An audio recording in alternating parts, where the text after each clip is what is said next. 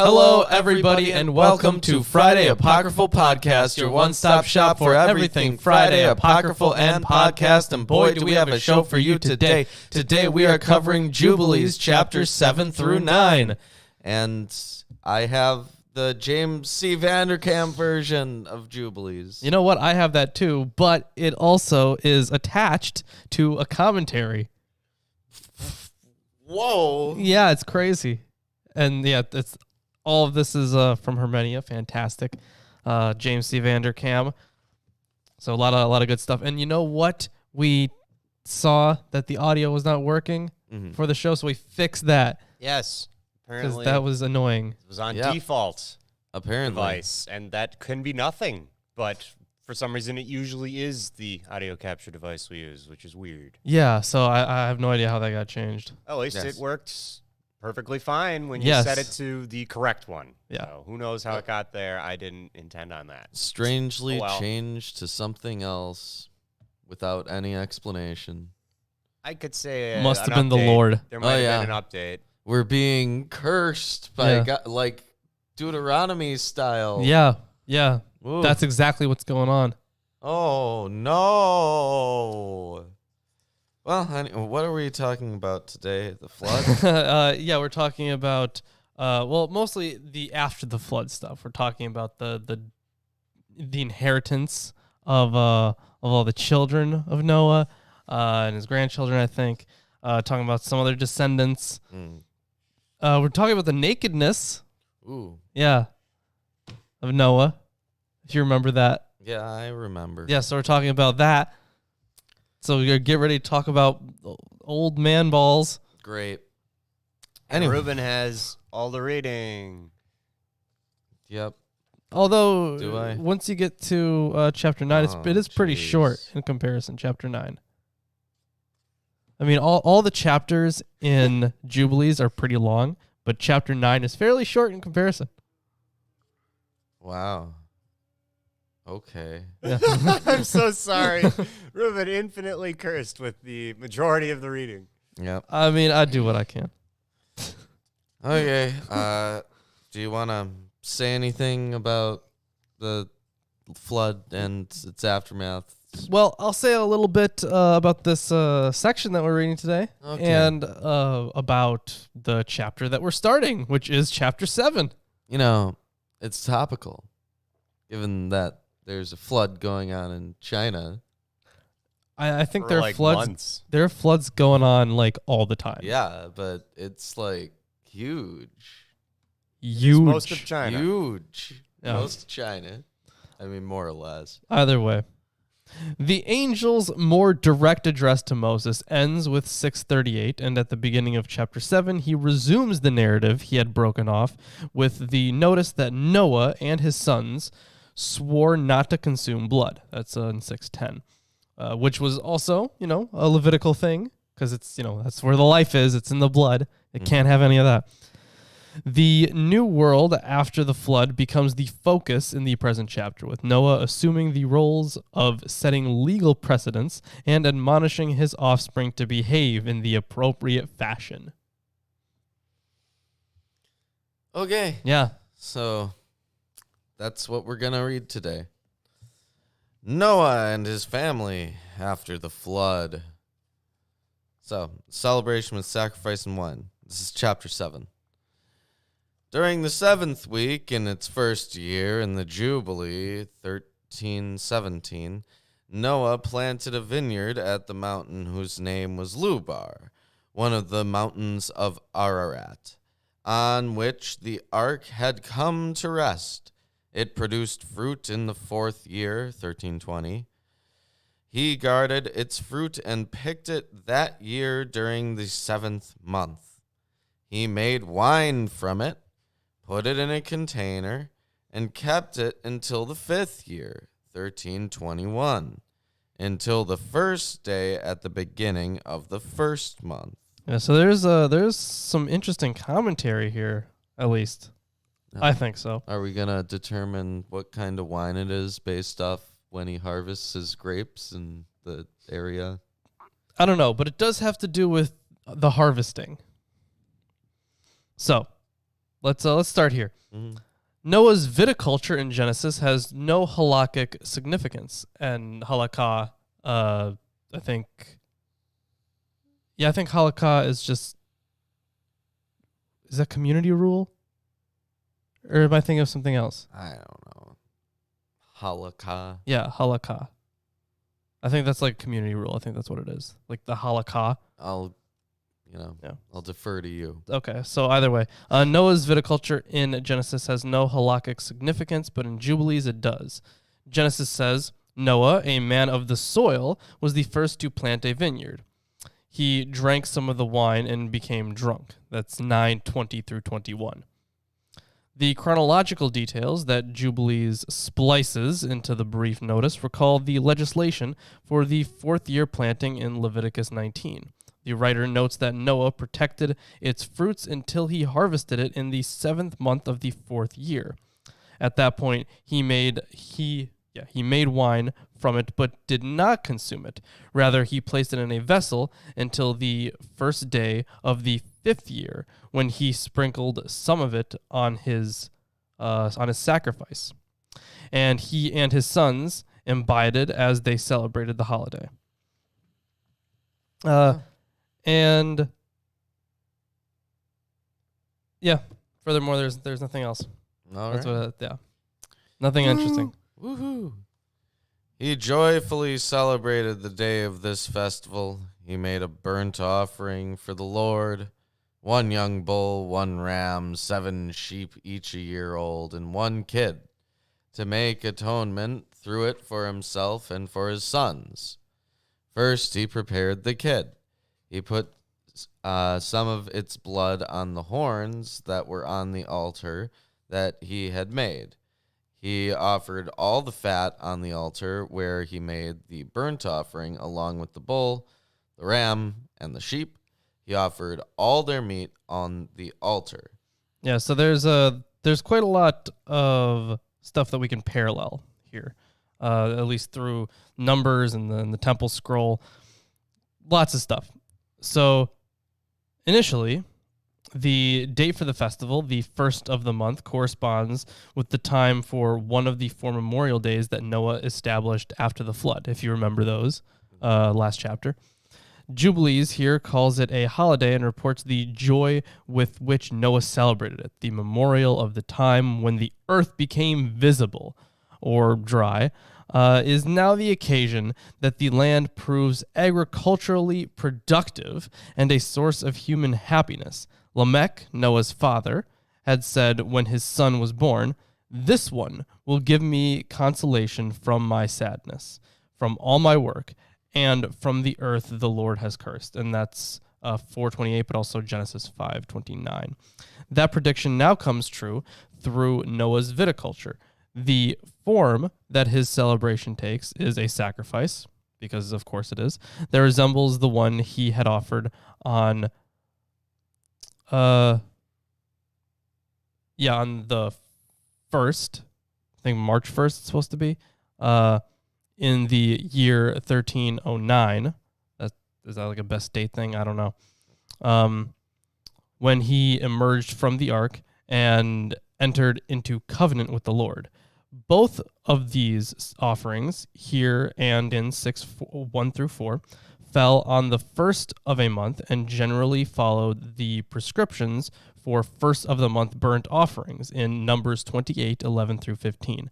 Let's take a look at some of these. So in Jubilees, there is a bull, a ram, a kid, and that's the goat, and then 7 sheep. In Numbers, it's 2 bulls, a ram, 7 sheep, and a goat. In a different place in Numbers, it's a bull, a ram, 7 sheep, and a goat. And also in the Temple Scroll, a bull, a ram, 7 sheep, and a goat. Yeah. So the need of Noah and his sons for atonement, that's just the goat one, I think. That's the atonement one. The need of Noah and his sons for atonement implies the ongoing presence of sin in the post-Diluvian world. Noah, despite his righteousness, and his sons, whose misdeeds appear later in the chapter, engage in the appropriate rituals to deal with their failings. It didn't fix anything, right? The flood. Right. because you still have wickedness. It Oh, just it's a temporary patch, guys. It only solved the problem until the next time it got it. Yeah, it was not just severely not really well thought out. decreased the genetic diversity of all the species. It was not well thought out. No, it wasn't. It's pretty stupid. No. Not enough kinds. We can continue though. Yep. Okay. So he goes to this altar. There's these horns on the altar. Or the horns that are You know on what? the You know what? altar Here's what I'm going to do. are- Now there are some horns on the altar. Huh. Amazing. Good job, Lauren. Quality content here, everybody. Bravo. Thank you. Congratulations. I am here all night. You deserve an Emmy. Thank you. On it, he placed their entire sacrifice mixed with oil. Afterwards, he sprinkled wine in the fire that had been on the altar beforehand. He put frankincense on the altar and offered a pleasant fragrance that was pleasing before the Lord his God. He was very happy, and he and his sons happily drank some of this wine. When evening came, he went to his tent. He lay down drunk and fell asleep. He was uncovered in his tent as he slept. Uh-oh. Ham saw his father Noah naked and went out and told his two brothers outside. Then, These are just so we're clear. These are some weird children. yeah. Then Shem took some clothes, rose, he and Japheth, and they put the clothes on their shoulders as they were facing backwards. They covered their father's shame as they were facing backwards. When Noah awakened from his sleep, he realized everything that his youngest son had done to him. He cursed his son and said, "Cursed be Canaan! Oh, May he damn. become an abject slave to his brothers." yeah. So, this whole curse of Canaan thing, of course, that popped up in Genesis as well. Really kind of out of nowhere. So the curse upon Canaan receives a little more emphasis in Jubilees than in Genesis, where Genesis mentions the word curse only in the words of Noah. He said, "Cursed be Canaan." Jubilees uses it in the introductory clause. He cursed his son and said, and in the curse itself, "Cursed be Canaan." Where Genesis makes Canaan literally a slave of slaves, Jubilees uses an adjective and a noun indicating the submissive sort of slave he would be to his brothers. In the blessings that follow, Jubilees emphasizes to a slightly greater degree the subordination of Canaan to Shem, while acknowledging with Genesis 9:25 through 27 that he would serve Japheth as well. So in Genesis, he's a slave to both, to Shem, and then it says to Japheth and Shem, like in that order in the verses. And then slave to both, to Shem, and then once again to both. Yep. Yeah. So it says, "Then he blessed Shem and said, 'May the Lord, the God of Shem, be blessed. May Canaan become his slave. Yeah. May the Lord enlarge Japheth, and may the Lord live in the place where Shem resides. May Canaan become their slave.'" Yeah. When Ham realized that his father had cursed his youngest son, it was displeasing to him that he had cursed his son. He separated from his father, he and with him his sons Cush, Mizraim, Put, and Canaan. He built himself a city and named it after his wife, Neelatamauk. Wow. Sorry, what verse is that? Great name. That's verse 14. Neelatamauk. Yes. Okay. So Nilata Mauk appears to have a negative connotation, possibly meaning heritage of destruction or blotting out.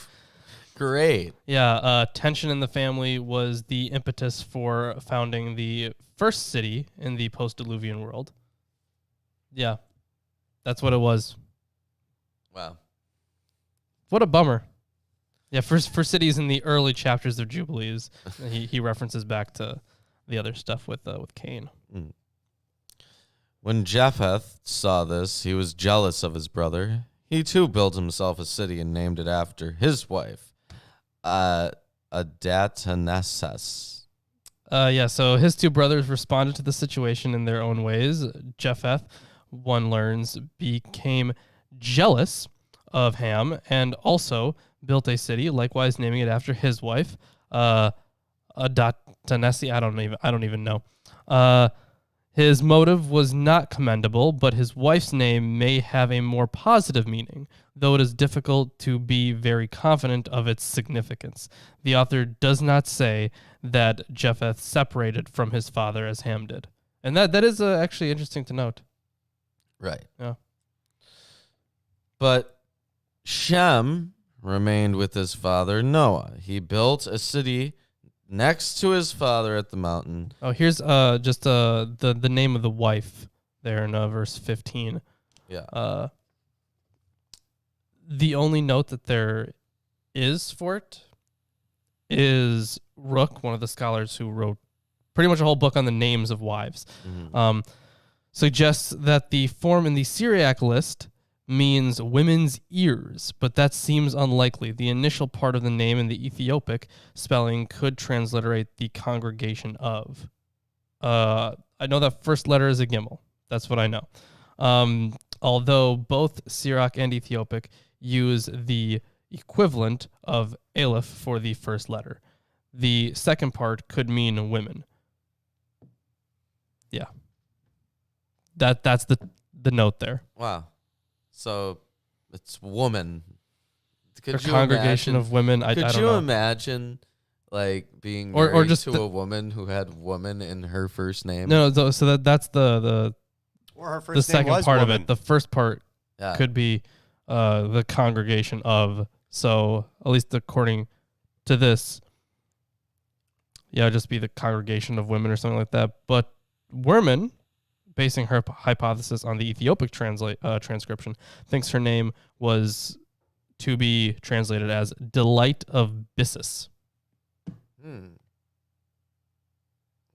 That's That's completely different. yeah. So we don't know what the name means. Great. Well, this next name is something special. Shem's wife. He too named it after his wife, Sedekatelabab. Yeah. You're not totally off on that. The note here is that it means righteousness of heart. Wow. What a name. Now these three cities were near Mount Lubar. Sedekatalab in front of the mountain on its east side, Neelatamauk towards its south side, and Adatanessas towards the west. Yeah. What terrible city names. I agree. It's like my first attempts at making cities for a campaign. Just not good. They were bad names when I first tried. Oh boy, this next verse. These were Shem's sons, Elam, Ashur, Arpachshad. Oh, no, we're doing He this again. was born 2 years after the flood. Aram and Lud. Japheth's sons were Gomer, Magog, Madai, Javan, Tubal, Meshech, and Tiras. These were Noah's sons. So Javan and Tubal are italicized here. And there's a note that says the manuscript represents the two names as one word, whereas the two are distinguished in Jubilees 9, 10 through 11. So, okay. That was verse 10, right? That was not verse 10. That Oh? was verse 19. Oh, 19. Okay, sorry. Yeah. Yeah. Where have you been? Behind. Verse No, 10. I'm kidding. I've been reading the right commentary, but Okay. yeah, okay, because it was cross-referencing Genesis 10. So, okay. Okay. During the 28th Jubilee, 1324 to 72. Yeah, I was just checking to see the note on the names there, and it's the exact same one. This just has a more in-depth textual commentary, so Okay. I was just checking it. Noah began to prescribe for his grandsons in the ordinances and the commandments, every statute that he knew. He testified to his sons that they should do what is right, cover the shame of their bodies, bless the one who had created them, honor father and mother, love one another, and keep themselves from fornication, impurity, and from all injustice. Yeah. So, during the Jubilee period after the one in which the flood occurred, Noah began to legislate for the next generations. The 28th Jubilee period took its inception into the year of the world 1324, when the flood was 15 years in the past.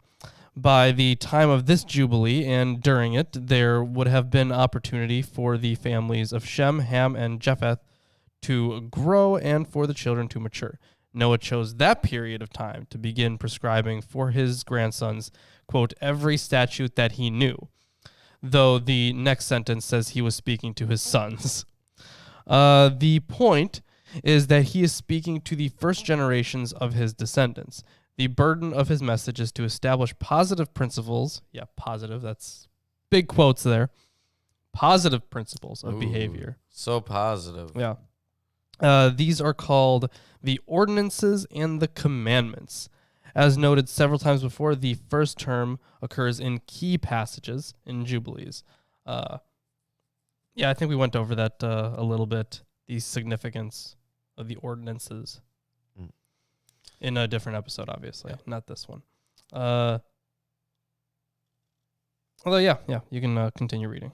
For it was on account of these three things that the flood was on the earth, since it was due to fornication that the watchers had illicit intercourse, apart from the mandate of their authority, with women. When they married of them whomever they chose, they committed the first acts of impurity. Yeah, so now they're referencing marriage. I like it. So for Enoch, I don't think they ever got married. No. Yeah. So let's talk about that just a little bit here. So the writer offers no explanation for why he lists the 5 virtues and only these, though the reader can infer an answer. But Noah does give a reason for mentioning the 3 vices against which he warns. They were the causes of the flood. In chapter 5, the author had addressed more generally why God sent the deluge. There, he resorted to terms like corruption and wickedness to justify the deity's severe punishment of the malefactors. Now he declares that the watchers committed fornication when they mated with women, and explains that this occurred, quote, apart from the mandate of their authority. That is, marriage was not part of their prescribed order. Now, see, he keeps saying that we get from the text that they were married, at least according to Jubilees. Yep. But it doesn't seem like there is any cross-reference to Enoch where it doesn't say they were married. Even though this is very clearly taken from Enoch. Yes, very clearly. Yeah. Either way. They fathered as their sons the Nephilim. All of them were dissimilar from one another and would devour one another. The giant killed the Nephil. The Nephil killed the Elio humanity, and people their fellows. Yeah, so if this is the author's way of distinguishing different types of Nephilim. So instead of there being there were giants first, right? Yes. And then Nephilim. And then Eliod. Yes. Yes. So that's the lineage there. Yeah. Assuming that each one mates with a human. And among the Nephilim are all dissimilar to one another. Yeah, so this author has interpreted it to mean that they were just different kinds of Nephilim. Mm-hmm. So it is a little bit different there. But it is possible that Nephilim is the general name for the giants, with the other 3 being types of Nephilim. Yeah, that's what we're getting. Yet the fact that one of the types would be the Nephil is unexpected if that were the case. Note the 3 kinds of characters mentioned in Genesis 6:4. And the animal apocalypse also speaks about 3 kinds of giants using its own special imagery. It calls them elephants, camels, and asses. Milk, well, I guess it does. Yeah. That's accurate. Milk has plausibly proposed that underlying the labels are word plays that can be explained from the Aramaic nouns in the original text of 1st Enoch. The first 2 he restores in the text, while the last is preserved. The words are plural in form in the animal apocalypse. So you have asses, camels, and elephants, right? In the Aramaic, it would be erud, gimel, and pael. That would be the Aramaic. And then Jubilees, it's Elyot, or the Elyud, to correspond to the erud. And then gimel would be yarbe, or also equivalent to Gibri in the Aramaic, and then Nephil would be, maybe since this is consonantal, it's hard to know the pronunciation. So this could be a different vocalization, I suppose, of the PYL. That's what they have down, but I'm sure that's the English transliteration from the Aramaic, obviously. But I could see a way that Nephil would or could be a transliteration of that. Yeah.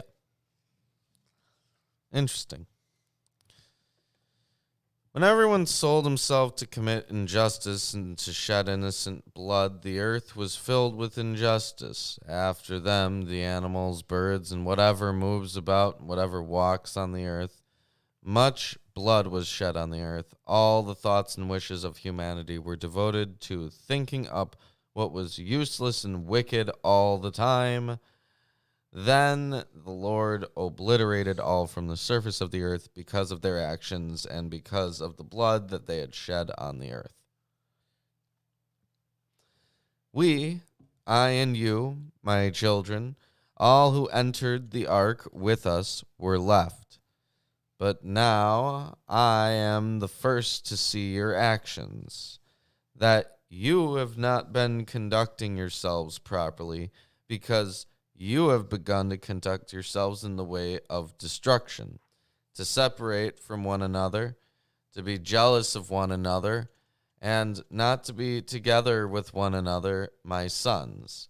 For I myself see that demons have begun to lead you and your children astray, and now I fear regarding you that after I have died, you will shed human blood on the earth, and that you yourselves will be obliterated from the surface of the earth.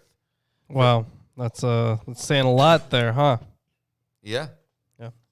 For everyone who sheds human blood and everyone who consumes the blood of any animate being will all be obliterated from the earth.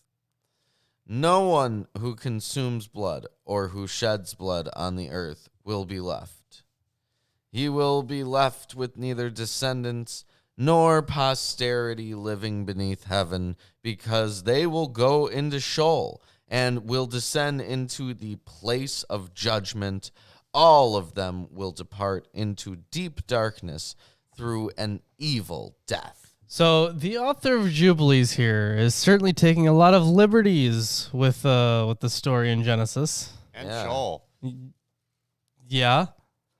But he's definitely expanding, because we didn't learn about any of that in the Noah narrative in Genesis. No, not at all. So the individual who commits either of the 2 infractions will suffer annihilation, but he will also have no surviving posterity, which is horrible, because that's like a big thing, right? You want your genetic line to propagate. So it's a big thing to not have that. The penalty goes far beyond what God prescribed in Genesis 9:4-6, where the individual who shed blood faces the death penalty with nothing said about his children and other descendants. In addition, the verse provides more specifics about what removal from the earth's surface means by naming the destinations to which such people go. They will go to Sheol, the place of judgment and deep darkness. In 5:10, the watchers were imprisoned in the earth's depths until the great day of judgment. Jubilees uses Sheol, transliterated in Ethiopic as seal. In the present verse, and he lists a whole bunch of other verses, and the writer combines it with the place of judgment here and in 22:22. Place of judgment alone occurs in 10:5, 9, 11, and that's the section about the evil spirits, 9/10 of whom are imprisoned there. Yep. Nice. Yep. It is likely that Sheol, the place of judgment, and deep darkness designate the same highly undesirable locale. Sure, that makes sense. Yep. So you can't shed any blood on the earth. Right, that'd be bad. Not at all. Remember None. what happened to Cain? Yep. For any reason. If someone kills him. Yeah. Yeah. Vengeance will be brought upon them sevenfold. Yeah, but you can't shed blood for any reason. Yeah, apparently. It doesn't matter if you kill him or if you just give him a bloody nose. Shed blood. If Shed blood, I'm pretty sure just means kill. If it hits the earth, I'm then pretty sure shed blood all just means life kill. gets obliterated. I'm from pretty life. sure shed blood just means kill. No, it's pretty explicit here. I like the argument, but we need to continue. Anyways, so they're going to die this evil death. No blood of all the blood that there may be at any time when you sacrifice any animal, cattle, or creature that flies above the earth is to be seen on you. Yeah, the prohibition of leaving blood visible on a person who slaughters an animal may be related to Leviticus 6:27. Do a good deed for yourselves by covering what is poured out on the surface of the earth. Do not be... What? They just said not to shed blood on the earth. Now you're supposed to pour the blood On the earth? the surface of the earth. Yes, but this is for sacrifices. This is for animals. So I guess they just don't count. They don't. Oh, Yeah, Man. pretty simple. They don't count. okay. Do not be one who eats meat with the blood. Exert yourselves so that blood is not consumed in your presence. Cover the blood, because so was I ordered to testify to you and your children together with all humanity. Do not eat the life with the meat, so that your blood, your life, may not be required from everyone who sheds blood on the earth. For the earth will not be purified of the blood which was shed on it, but by the blood of the one who shed it, the earth will be purified on all its generations. Wow. Now listen, my children. Do what is just and right, so that you may be rightly planted on the surface of the entire earth. Then your honor will be raised before my God who saved me from the floodwaters. You will now go and build yourselves cities, and in them you will plant every kind of plant that is on the earth, as well as every kind of fruit tree. Yeah, so the whole planting imagery also popped up in First Enoch as well. First Enoch 10:2-3, where the angel that God dispatched to Noah received the order, "Go to Noah and say to him in my name, hide yourself, and reveal to him that the end is coming, that the whole earth will perish, and tell him that a deluge is about to come, yada, yada, yada, teach the righteousness of what one should do, the son of Lamech, how he may preserve himself alive and escape forever. From him a plant will be planted, and his seed will endure for all the generations of eternity." And then, kind of in the same vein, the angel Michael was commanded to destroy all perversity from the face of the earth, let every wicked deed be gone, and let the plant of righteousness and truth appear, and it will become a blessing. All right. So yeah, it's the metaphorical planting. Yep. That it is. Yeah, it is. For 3 years its fruit will remain unpicked by anyone for the purpose of eating it, but in the 4th year its fruit will be sanctified. It will be offered as first fruits that are acceptable before the Most High God, the Creator of heaven, the earth, and everything, so that they may offer in abundance the first of the wine and the oil as first fruits on the altar of the Lord, who accepts it. What is left over, those who serve in the Lord's house are to eat before the altar that receives it. Yeah, just so you know, so much of this Is like Leviticus. Yes. In fact, it's more specifically like Leviticus 19:23-25. So I'm going to read out a little bit from that. Okay. All right. When you come into the land and plant all kinds of trees for food, then you shall regard their fruit as forbidden. 3 years it shall be forbidden to you. It must not be eaten. In the 4th year, all their fruit shall be set apart for rejoicing in the Lord. And then continue your thing at 37. During the 5th year, arrange relief for it so that you may leave it in the right and proper way. Then you will be doing the right thing, and all your planting will be successful. And then verse 25 in Leviticus 19. But in the 5th year you may eat of their fruit, that their yield may be increased for you. I am the Lord your God. For this is how Enoch, the ancestor of your father, commanded his son Methuselah. Then Methuselah his son Lamech, and Lamech commanded me everything that his fathers had commanded him. Now I am commanding you, my children, as Enoch commanded his son in the first Jubilees, while he was living in its 7th generation. He commanded and testified to his children and grandchildren until the day of his death. So there's a note here for when it says he. It says, by ending Noah's direct speech with the sentence before this final one in verse 39, a problematic implication of the text is avoided. It sounds as if Enoch is the referent of he, and the line claims that he died. In Genesis 5:24 and Jubilees 4:23-24, Enoch does not die, but is removed. If he refers to Noah, there is no problem, since he died. Furthermore, here's something just kind of neat. In referring to Enoch, Noah calls him literally the father of your father, whereas he was actually his great-grandfather. It is likely that in this context, the first instance of Ab has the sense of ancestor, and that Noah is identifying him in a general way. So that's the note there. All right. That's what you're getting. Well, that's the end of chapter 7. If you're enjoying the stream so far, give us a like, share, subscribe. And you know what? It's not our fault that that Jubilees is a retelling of these things. Yep.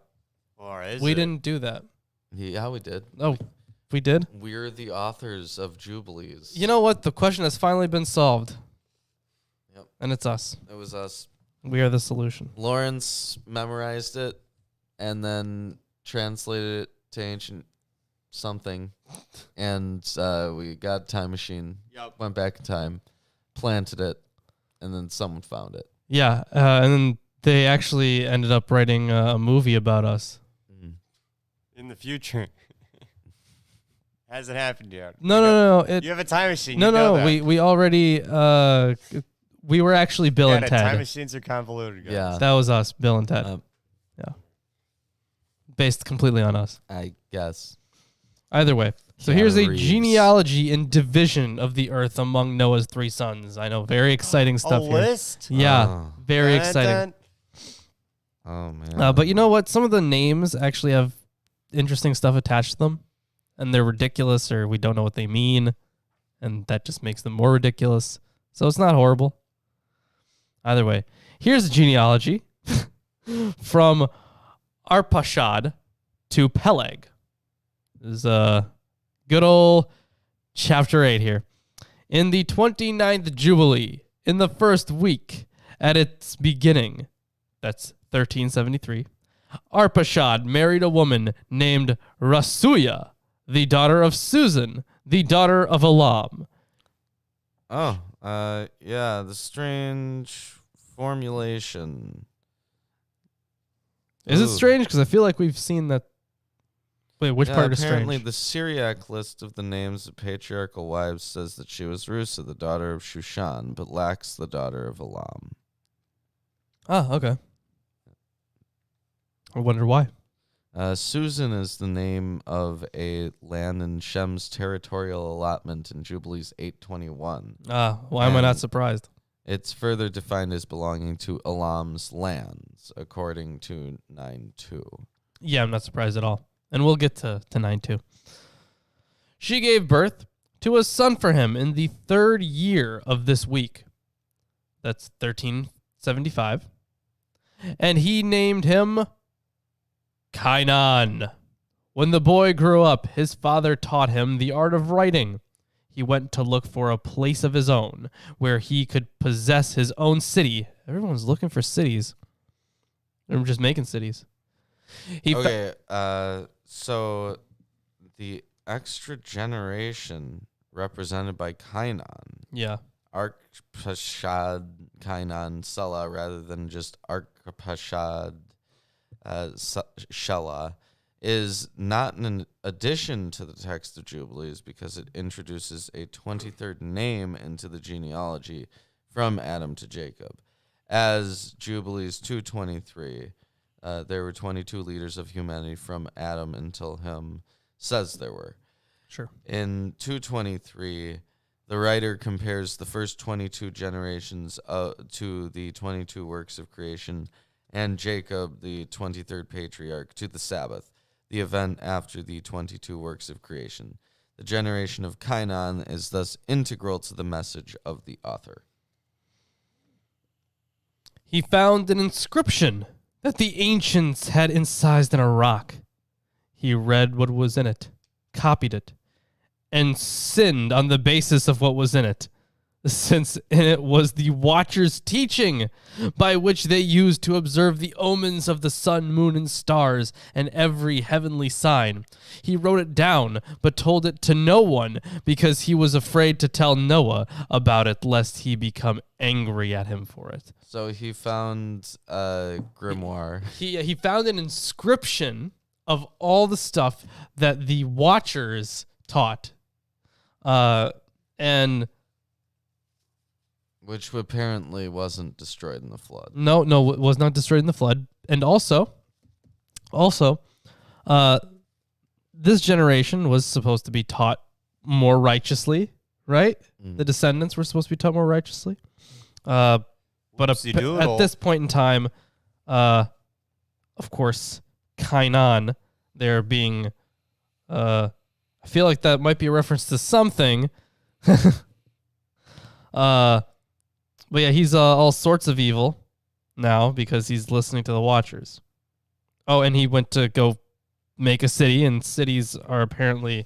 doesn't seem like God's a big fan of cities. It seems like cities are formed when there's strife. I don't like them city places. No, it seems like they're formed when there is strife. Yep. City's bad.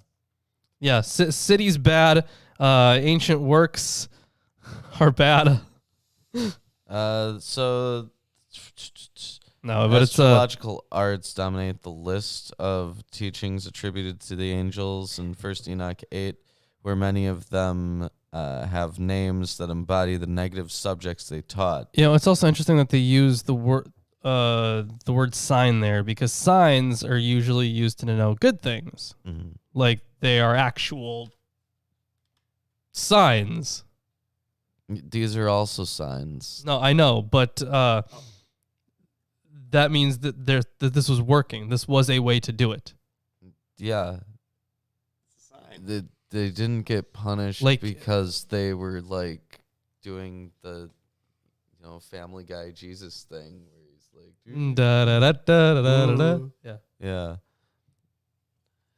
But no, the ones relevant to Jubilees 8:3 are that Barkel taught the signs of the lightning flashes, Kokabel taught the signs of the stars, Zekel taught the signs of the shooting stars. Yeah. One angel name intervenes before Shamsiel. Shamsiel taught the signs of the sun, and Sariel taught the signs of the moon. Using luminaries as a source for omens was an improper exercise.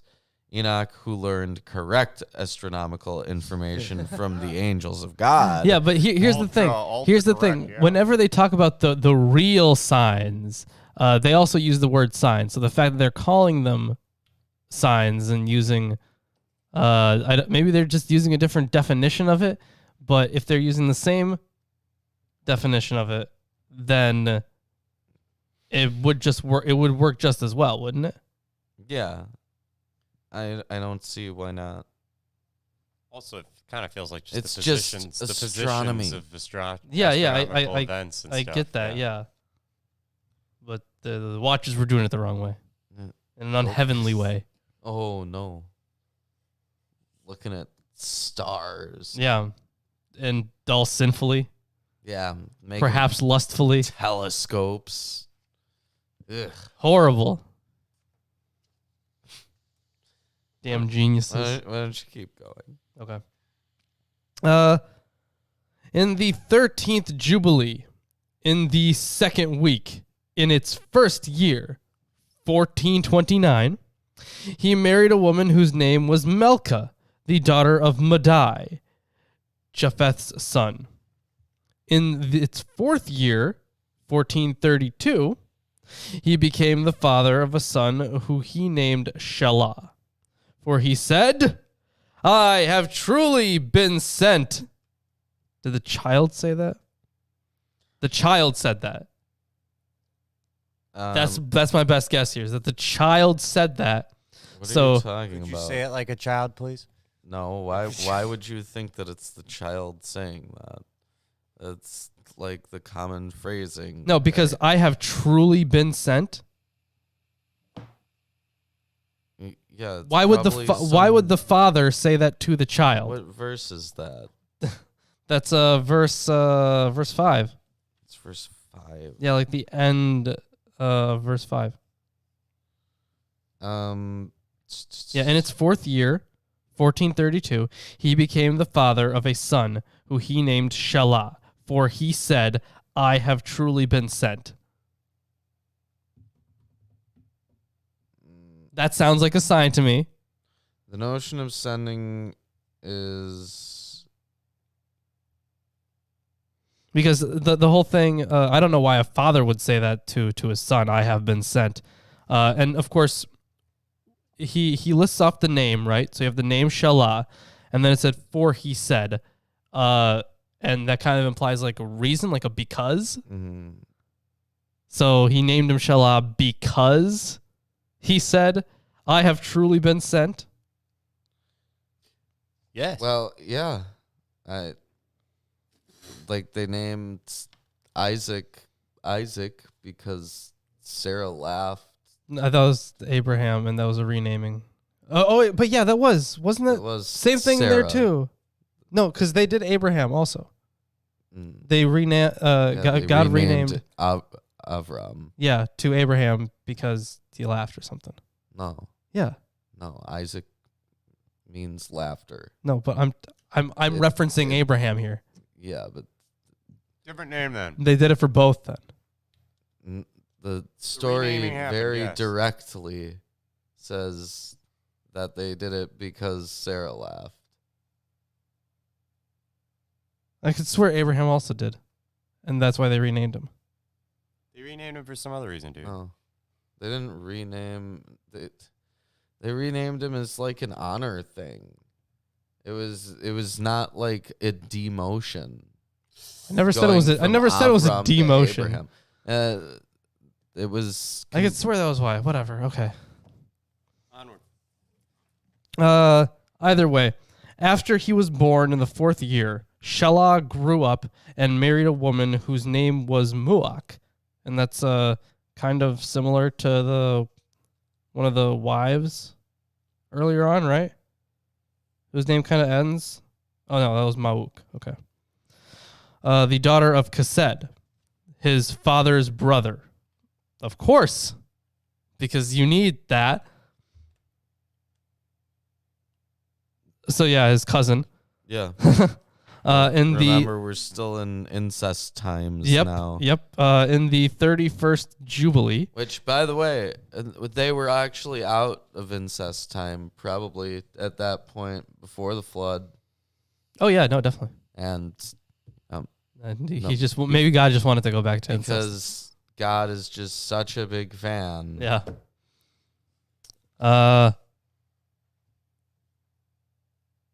In the 31st Jubilee, in the 5th week, in its first year, 1499, she gave birth to a son for him in its 5th year, 1503, and he named him Eber. He married a woman whose name was Azura, the daughter of Nebrod, during the 32nd Jubilee, in the 7th week, during its 3rd year, 1564. So we're just zooming past these. Mm-hmm.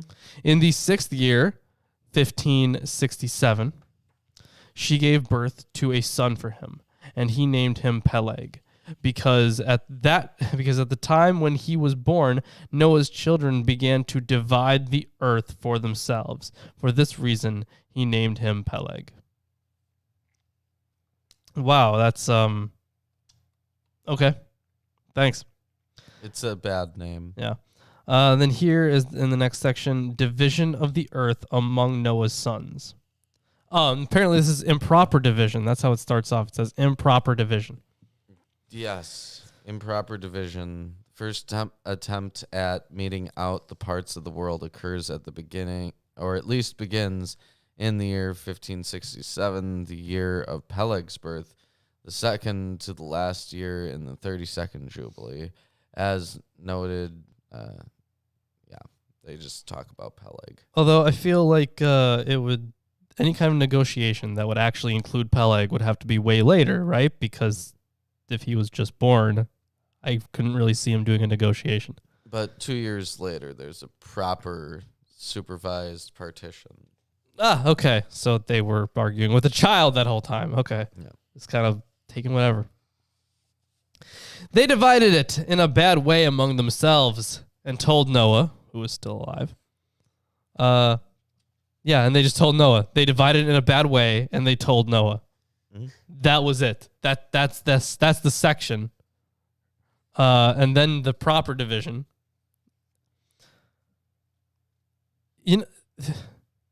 Okay, so the proper division is a little bit longer here, but it breaks it up into subsections.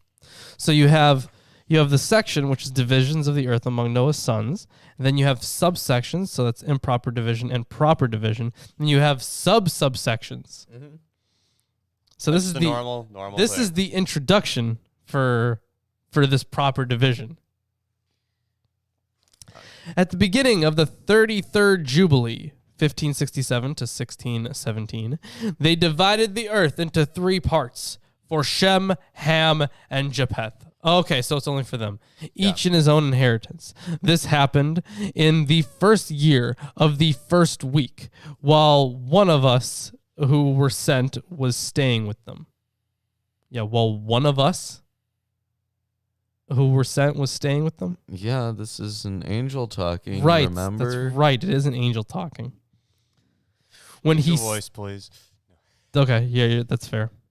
When he summoned his children, they came to him, they and their children. He divided the earth into the lots that his 3 sons would occupy. They reached out their hands and took the book from the bosom of their father Noah. The book, of course, is that the book of life? Is that supposed to be? Or the book of the... That's verse 11? Yes. I think it was written. In the book of the kings of Israel, that's exactly where it was written. And Judah. Yeah. Yes, that was verse 11. But I think we've covered the book before. That's all the stuff that he had to write down, right? Maybe there's. Oh, no. Is that the heavenly tablets stuff? It might be Because he was given all that information from... heavenly tablets. The text does not say that. Okay. Because I think he was supposed to be given all that stuff from Enoch, right? It was passed down to him, and he was supposed to pass it down further. The text does not actually say that Noah wrote the book that was in his bosom, but it's a reasonable inference unless it is a book associated with an angel of the presence, which is also not said. Okay. That's all the commentary. Great. In the book, there emerged as Shem's lot, the center of the earth, that he would occupy as an inheritance for him and for his children throughout the history of eternity, from the middle of the mountain range of Rapha, from the source of the water, from the Tina River. His share goes toward the west through the middle of this river. One then goes until one reaches the water of the deeps, from which this river emerges. This river emerges and pours its water into the Me'at Sea. This river goes as far as the Great Sea. That would probably be the Mediterranean. Everything to the north belongs to Japheth. It is the Mediterranean. Yeah, while everything to the south belongs to Shem. So I'm sure there's some commentary here. Yeah, but I mean, they divided the land based off of where a river was. Sure. Yeah. As So, is tradition. There's this big river, the Tina River. It's the Tina River. Is that supposed to be identified with anything else, or It is that I don't know? doesn't. Is that just another river, like a smaller one, a less important one? It could be a less important one. Okay, that's fine. But I mean, the river is pretty much explained in terms of all its features. I there. guess. It goes until it reaches Karas. This is in the bosom of the branch that faces southward. So like a peninsula or something. The bosom of the branch that faces southward. Yeah, like the peninsula or something. Yeah. I suppose it could be a peninsula. Could Or be a something. forest. I mean, who was supposed to go south? Shem? Or this is in the bosom of the branch that faces southward. I don't even know. Everything in the south belongs to Shem. Yeah. His share goes toward the Great Sea and goes straight. The fucking vague. It goes straight until it reaches to the west of the branch that faces southward. For this is the sea whose name is the branch of the Egyptian sea. Okay, so that would be the Red Sea. Would it be the Red Sea? The Great Sea is probably the Mediterranean. The Sure. Egyptian Sea is the name ancient geographers gave to the eastern part of the Mediterranean. Oh, okay. That's weird. Yep. It turns from there southward toward the mouth of the Great Sea on the shore of the waters. It goes toward the west of Afra and goes until it reaches the water of the Gihon River and to the south of the Gihon's waters along the banks of this river. Gihon is a name for the Nile. Okay, yeah, I figured. It goes, and also, yeah, the mouth of it. I mean, the Delta. the delta of the Nile is just, it's pretty huge, and it's iconic, I guess you could say. Mm. Either way, it goes eastward until it reaches the Garden of Eden. Toward the south, towards the south side of it, on the south, and from the east of the entire land of Eden, and of all the east, It turns to the east. Wow, this is not easy to follow. And comes until it reaches to the east of the mountain range named Rapha. Then it goes down toward the bank of the Tina River's mouth. Got any commentary on verse 16? And the final segment of the border enclosing the lands of Shem appears in verse 16. As the Nile is the western limits of Shem's territory, the boundary now turns to the east. The geographical point named in the east is the Garden of Eden. Genesis 2:8 situates it there. Quote, and the Lord God planted a garden in Eden in the east, end quote. And naming the Tigris and Euphrates as two of the rivers flowing from it suggests as much.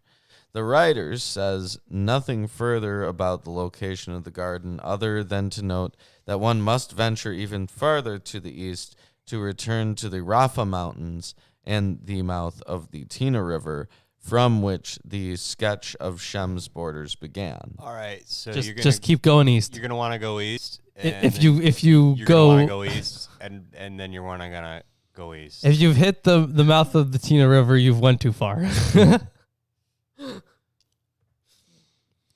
This share emerged by lot for Shem and his children to occupy it forever throughout history until eternity. Noah was very happy that this share had emerged for Shem and his children. He recalled everything that he had said in prophecy with his mouth. For he had said, may the Lord, the God of Shem, be blessed, and may the Lord live in the places where Shem resides. He knew that the Garden of Eden is the Holy of Holies and is the residence of the Lord. Now, this is very different. So, unless this is back to that kind of imagery where it's just supposed to be the temple. The author made clear in 3:8-14 that the garden was a sanctuary, since the times at which the first man and woman entered the garden were the basis for the laws in Leviticus 12 regarding when a woman could touch holy things and enter the sanctuary after giving birth to a boy or girl. That's right. Okay. You remember that ridiculous thing that makes no sense because she didn't give birth to a... Yes. Yep. I remember that. He knew that the Garden of Eden is the Holy of Holies and is the residence of the Lord. That Mount Sinai is in the middle of the desert, and that Mount Sinai is in the middle of the navel of the earth. So you got to remember that the angel who's saying these things is supposed to be on Mount Sinai saying them to Moses right now. Mm-hmm. So when they say Mount Sinai, they're like here, Sure. And Zion being Jerusalem. The three of them, the one facing the other, were created as holy places. Oh, back to the holy places thing, right? So now that you have the locations of Mount Zion and Mount Sinai, you can use it to triangulate the position of the Garden of Eden. Amazing. Because they all face each other, right? Yeah, apparently. Okay. Which way does a city face? Or a mountain? Which way does a mountain face? The side with the face on it. Which one's that? Usually it's the flatter side, right? When you say a cliff... All mountains have that feature. Yeah, but one side is bound to be less or more steep than Yeah, but the if other. you were only on one side of the mountain your whole life, how would you know if the other side was... You'd have to walk around or over it. The point being that there's a cliff face. Yeah. So there's got to be a mountain face, right? Probably. So they face each other. All right, I guess we're going to go search for Eden then, huh? In the earth. Somebody pull up Google Earth. Yeah, that's way easier than Talking about it. going over there. Yeah. Either way. There's satellite images of the Garden of Eden. Yeah, probably. Go look for them. He blessed the God of gods who had placed the word of the Lord in his mouth, and he blessed the Lord forever. Anything on that God of gods thing in verse 20? Because that's a God of gods. It's found in Deuteronomy 10:17. Okay, well, we Lord get that. is for the Lord your God is God of gods. Yeah. That's all it has? And Horrible. yeah. Yeah, that's it. Okay. It's just a title. Okay. Sure, but And it goes along with the I guess we divine could- council. I'm sure it does, but you'd think that he might add more. I get that it's just a title. We've been over it before, but still. Yeah. You'd think he would do that. He knew that a blessed and excellent share had fallen to the lot of Shem and his children throughout the history of eternity. All the land of Eden, all the land of the Erythraean Sea, all the land of the East, India, that which is in Erythrea, and its mountains, all the land of Bashan, all the land of Lebanon, the islands of Caphtor, the entire mountain range of Sanir and Amana, the mountain range of Ashur, that is in the north, all the land of Elam, Asher, Babylon, Susan, and Madai, all the mountains of Ararat, all the area on the other side of the sea that is on the other side of the mountain range of Asher toward the north, a blessed and spacious land. Everything in it is very beautiful. Wow, that's a lot of stuff. yeah. A lot of land. And they basically said, "I get what's on this side of the river. You get what's on that side of the river." Yeah. Literally everything, though. Yeah. And then here's Ham's lot. For Ham, there emerged a second share toward the other side of the Gihon. Okay. Toward the south, on the right side of the garden. Okay, so. The right side. Yeah, of the right garden. side. This So is no verse east, no west, on the right 22? side. That is verse 22, yes. 22. Okay. Even an imaginary lot. That's not a real thing. What is It's the right side. right side? It does go in a little bit here. So on the right side of the garden, it goes southward and goes to all the fiery mountains. It goes westward towards the Atel Sea. It goes westward until it reaches the Mauk Sea. Everything that descends into... Hold on. Everything that descends into which is destroyed. The south is called right. Gotcha. Okay. So The right will rise again. why are you talking? I'm just being a troll. Okay, so actually, here's something weird. So the text for verse 23 there at the end, everything that descends into which is destroyed. That's what I have. But the text reads is not, although some manuscripts omit not. A Syriac citation of the verse has is, which suits the context. All right. So they kept that one. Yep. South is right.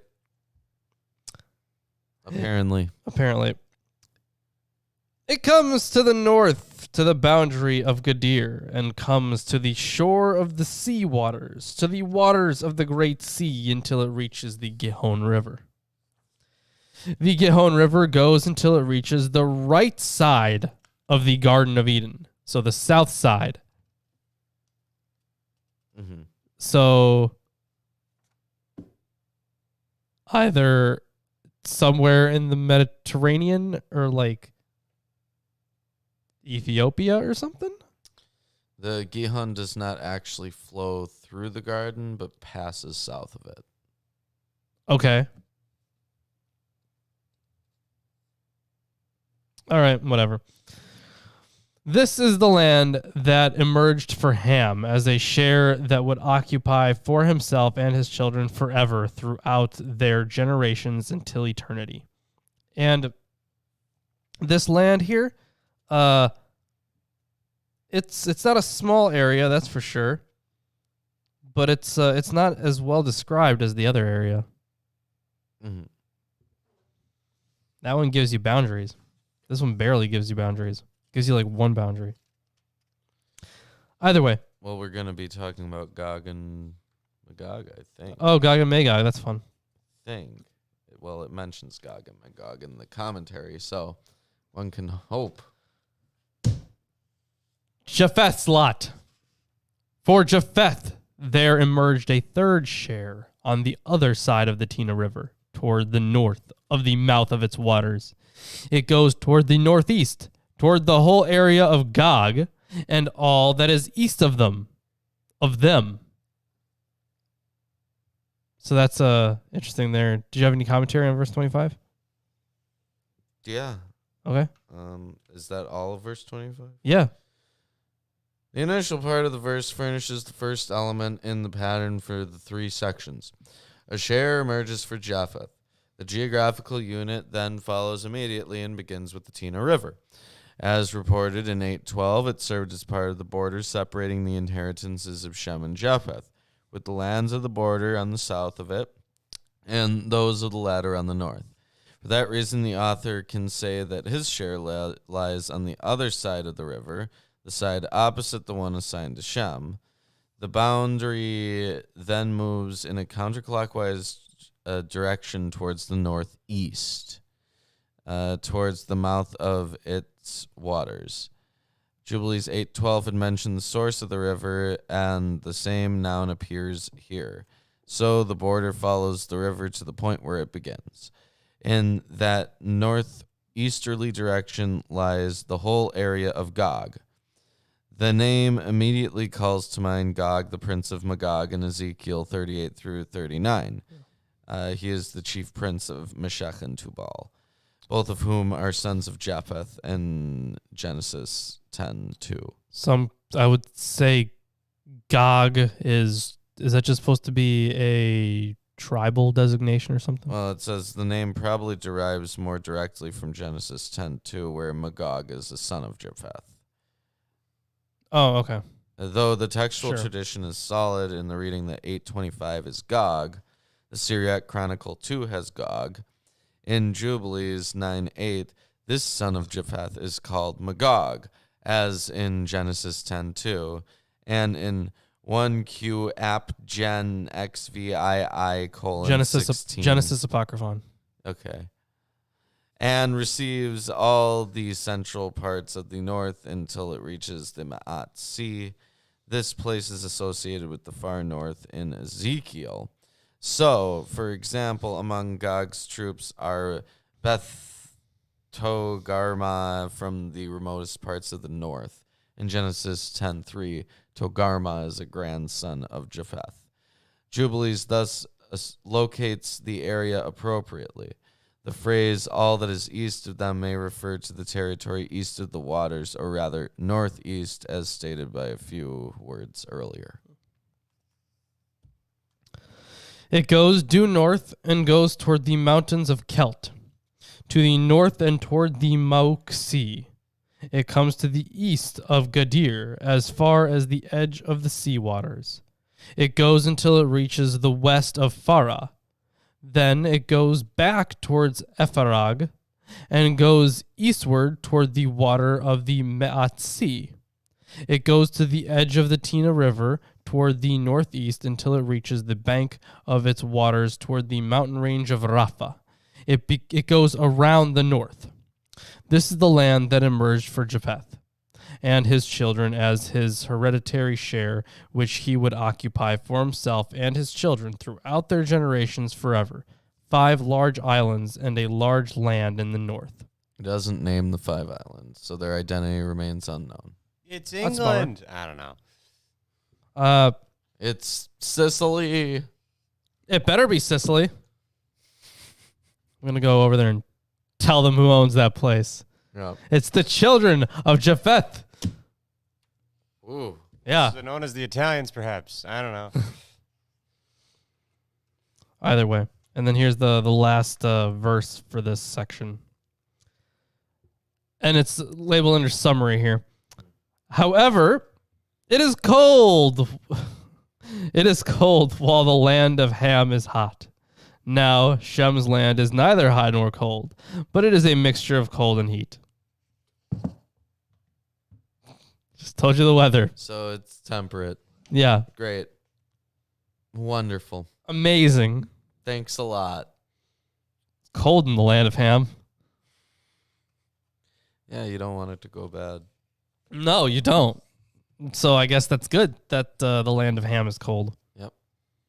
So that's the end of the chapter, right? Yes, it is. If you're enjoying the stream so far, give it a like, share it with your friends, family, neighbors. Subscribe if you haven't. I don't know why you'd want to do that, but go ahead and subscribe.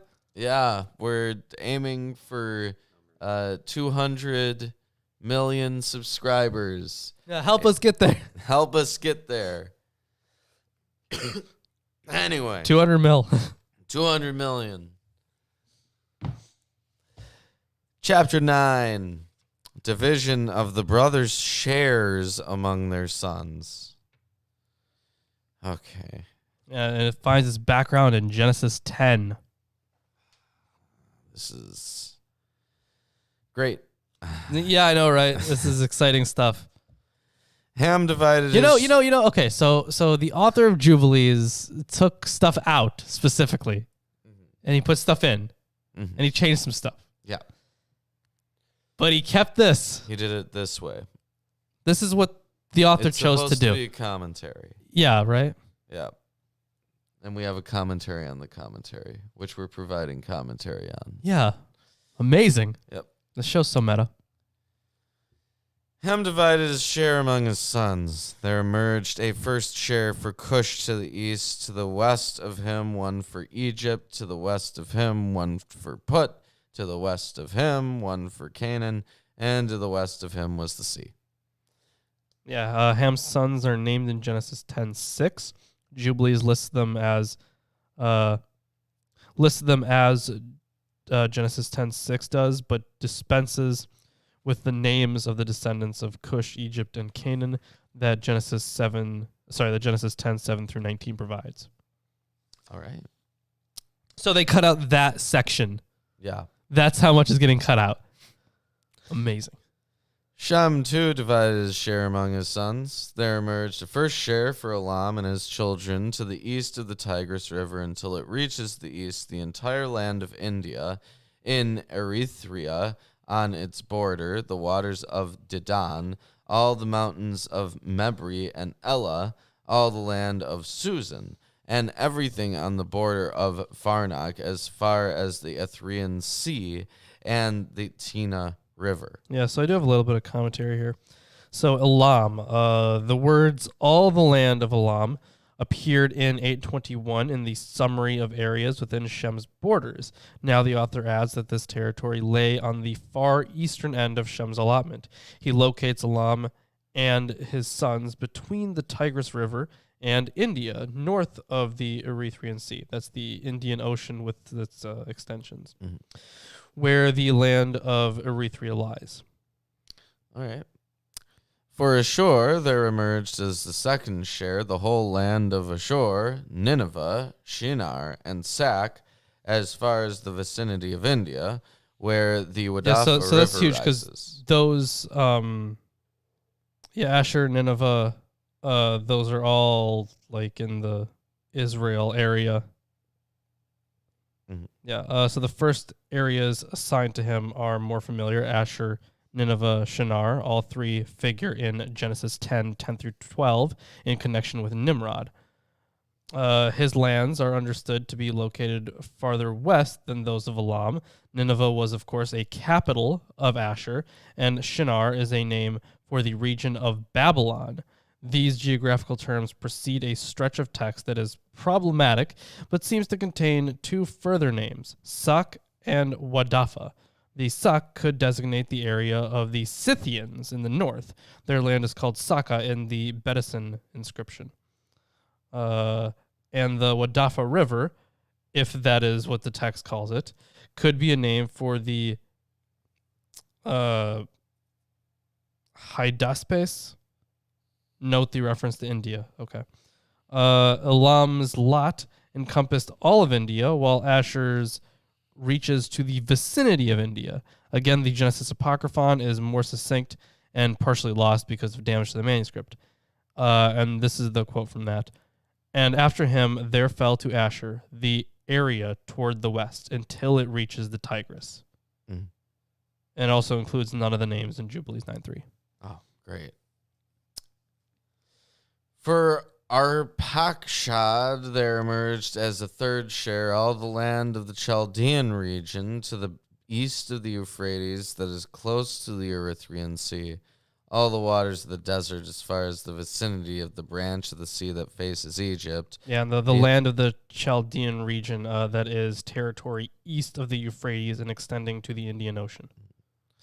The entire land of Lebanon, Sinir, and Ammana as far as the vicinity of the Euphrates. There emerged for Aram as the fourth share the entire land of Mesopotamia between the Tigris and Euphrates to the north of the Chaldeans as far as the vicinity of the mountain range of Ashur and the land of Arara. For Lud, there emerged as a fifth share the mountain range of Ashur and all that belongs to it until it reaches the Great Sea and reaches to the east of his brother Ashur. Yeah, so before we cover the Lud stuff, the stuff for Arpachshad. The final parts of Arpachshad's region, the writer denotes by the more familiar names Lebanon, Sinir, and Ammana that appeared in 821. The territory covered extends from those areas in Lebanon to the Euphrates. Arpachshad's allotment thus includes the land that will be called Canaan or Israel, but the author makes no reference to the fact at this point. In the Genesis Apocryphon, his portion follows that of Lud. Mm-hmm.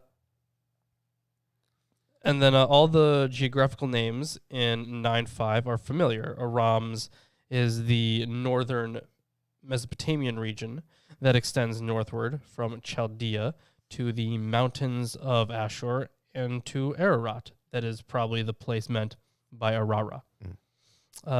His territory abuts Ashur's region, which lies to the east of it. The Genesis Apocryphon presents his territory directly after that of Asher and situates it by use of several of the same place names. Okay. Makes sense. All right. Japheth, too, divided the land among his sons as an inheritance. There emerged for Gomer a first share eastward from the north side as far as the Tina River. North of him there emerged as a share for Magog all the central parts of the north until it reaches the Ma'at Sea. Yeah, back to Magog there. Yep. Yeah, a part of Japheth's territory was called Gog in 825. But in the list of sons here in 9.8, the expected form Magog, as in Genesis 10:2, appears. For Madai, there emerged a share for him to occupy in the west of his two brothers as far as the islands and the shores of the islands. Yeah, and now we're just listing off the all the people that we went over before, all the sons. Yeah, we're just listing them off right now. For Javan, there emerged as the fourth share every island and the islands that are in the direction of Lud's border.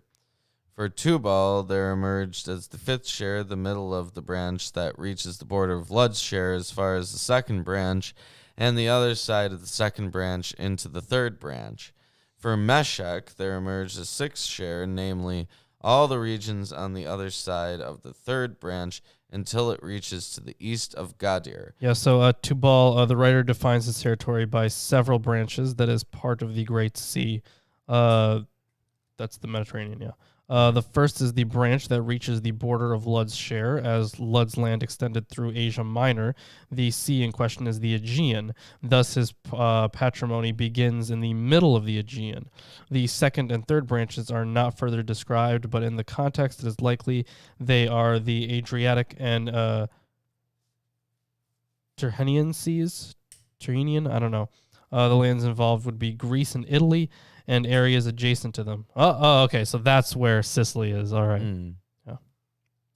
For Tiras, there emerged as the seventh share the fourth large islands within the sea that reach Ham's share, the islands of Kamaturi emerged by lot for Arpachshad's children as his inheritance. You know, we usually don't get island names. No, usually you don't. Yeah. So identifying the islands of Kamaturi with the islands of Kaftor in Shem's portion has long been accepted in Jubilee scholarship and seems correct.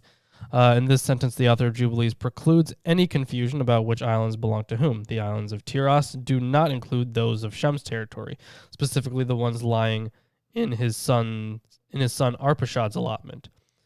Perhaps he chose the language of a share emerging by lot for his children to reinforce the divine nature of the assignment. Yeah, that makes sense. In this way, Noah's sons divided the earth for their sons in front of their father Noah. He made them swear by oath to curse each and every one who wanted to occupy the share that did not emerge by his lot. Yeah. All of them said, "So be it. So be it for them and their children until eternity, during their generations, until the day of judgment on which the Lord God will punish them with the sword and fire because of all the evil impurity of their errors by which they have filled the earth with wickedness, impurity, fornication, and sin." And that's the end. Yeah, that's how it ends off. That was like out of nowhere. Yeah. Jeez. Well, I don't have much to say about that. That's just an inheritance list. It's not very exciting. Yeah, an inheritance list, and then more God stuff about the Day of Judgment. Yep. But that's the end of the show today. So yeah, it is. If you enjoyed the show today, if you like us reading lists of names, be sure to check us out on Patreon and on our Amazon wish list. And on Patreon, we read lists of names all the time. We don't do that, don't worry. We do other stuff on Patreon, though, and you should go look at the stuff we have on there. Yeah. It's good stuff. You can get all sorts of stuff. You can be on this show if you want. You could get T-shirts. You could... T-shirt giveaways every month. Yeah, you could. You could be in our patron hangouts. Yeah. You could do other stuff. Just go on the Patreon and look at all the stuff. You can do anything you want. We also, you can do whatever you want. We also have a Teespring. You can just get a shirt if you don't want to do the whole patron thing. And let's see, what else do we have? We have the wish list, of course, you said. The Amazon wish list, link in the description. Yeah, lots of cool books on the wish list. And if you don't want to spend any money, you can follow us on social media, links in the description. Yeah, Facebook and Twitter, completely free. Yep. I think that's all the shilling we got to do. Everything. Yeah, that's everything. So until next time, we will see you on Sunday.